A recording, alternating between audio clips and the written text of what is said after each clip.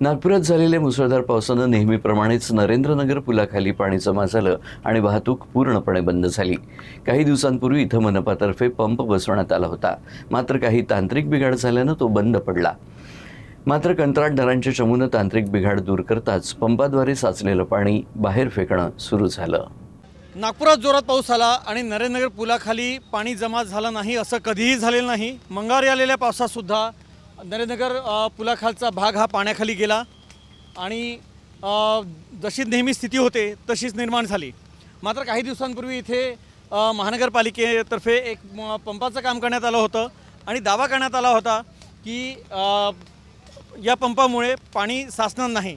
मात्र या पंपातच काही बिघाड झालेला होता, पण कॉन्ट्रॅक्टरचे कर्मचारी इथे दाखल झाले आणि त्यांनी जे काही बिघाड होता तो दूर केला आणि आपण बघू शकता की पाणी सुरू झालेलं आहे। पाणी बाजूच्या नाल्यात फेकलं जात आहे। मात्र हे एक चांगलं की परिसरातील नागरिकांनी आणि महानगरपालिकेच्या कर्मचाऱ्यांनी रस्त्याच्या दोन्ही बाजूला बॅरिकेड्स लावून येणाऱ्या नागरिकांना थांबवून ठेवलं, त्यामुळे अनुचित प्रकार घडला नाही। कॅमेरा पर्सन विलास खडसेसोबत मी राहुल जोशी, USN न्यूज, नागपूर।